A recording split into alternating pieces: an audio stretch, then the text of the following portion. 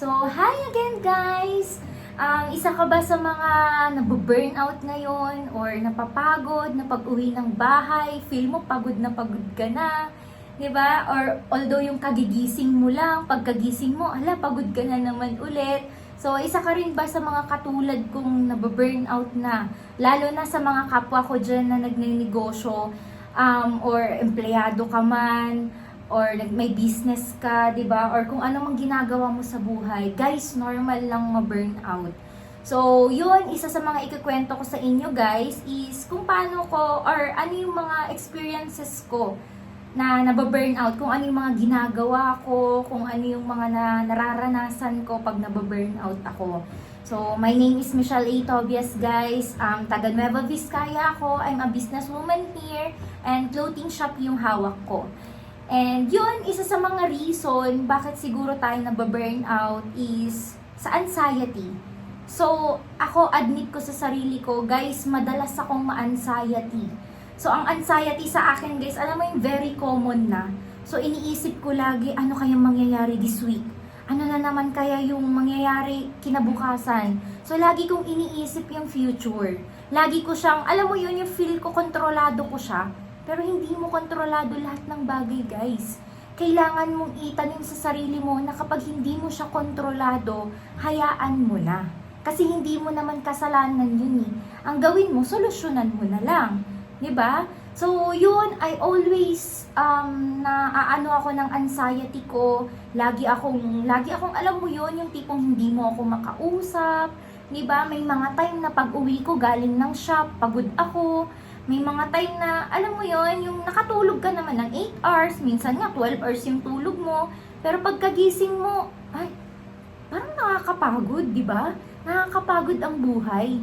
So, dumating ako sa point na, alam mo yun, nasasabi ko na sa sarili ko na, bakit ganon? Ang bata-bata ko pa, tapos parang sobrang pagod na ako.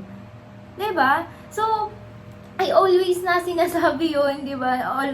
Almost siguro everyday dati. May mga times dati, guys, na ultimo pag-open ng Facebook, hindi ko na ginagawa. So, I experienced nun, 1 week yun dati. Alam mo yung in-uninstall ko talaga yung Facebook. Even Facebook, guys, hindi ako nag-open dati sa sobrang burnout ko.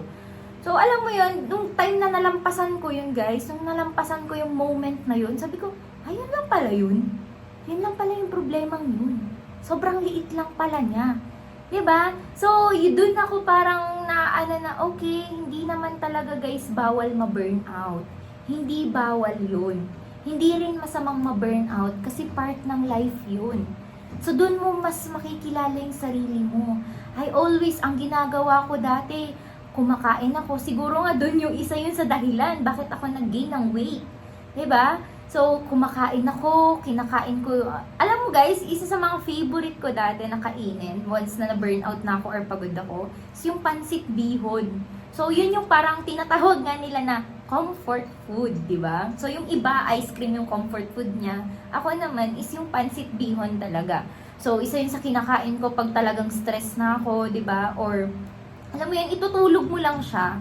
Pero once, guys, na natulog ka dapat, alam mo yung i-reboot mo yung sarili mo.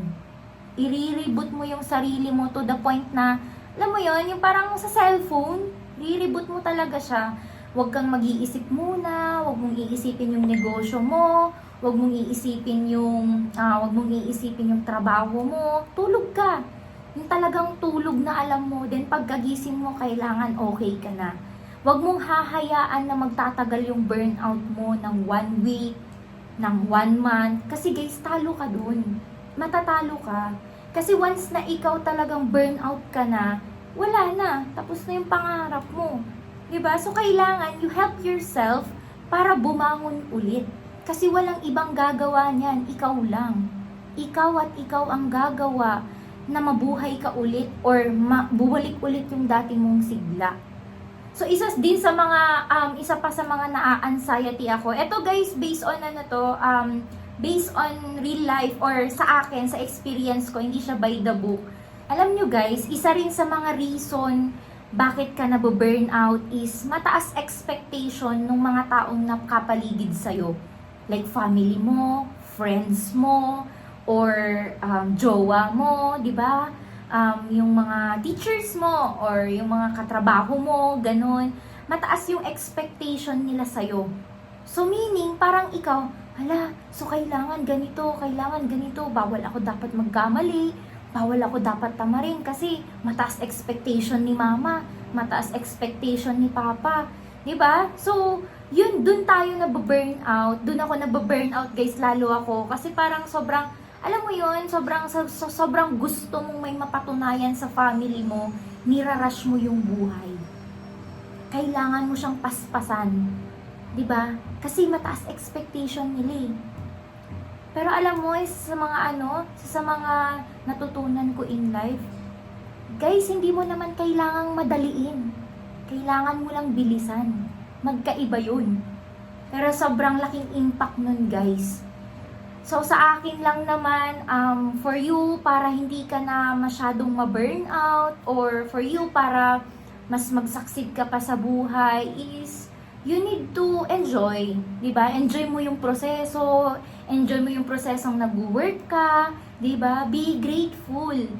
Sabi ko nga hindi naman lahat ng meron ka meron sa iba.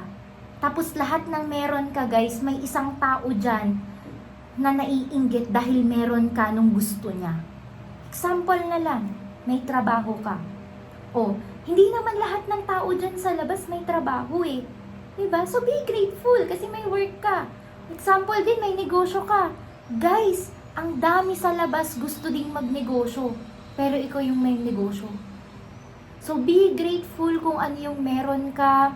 Okay lang naman, guys, na wag kang makontento. Pero be grateful. To the point na wag kang makontento na to strive more. Diba? Para mas mag-improve ka. So, sa akin, guys, yun lang naman, always ka lang kapag alam mong nababurnout ka na, okay lang magpahinga. Matulog ka, kumain ka ng gusto mo, lumabas ka, magkape ka sa labas. So, actually, guys, ang burnout, kailangan talaga natin siya pagdaanan as a person. Kasi minsan yan yung nagpapatibay sa atin eh. 'Di ba? So, yun lang naman sa akin, guys. Muli, my name is Michelle Tobias na nagsasabing, life is a matter of choice. Kung gusto mong isulat ng maganda yung buhay mo, wag na wag mong ipapahawak sa iba. Ballpen ng buhay mo. Thank you, guys!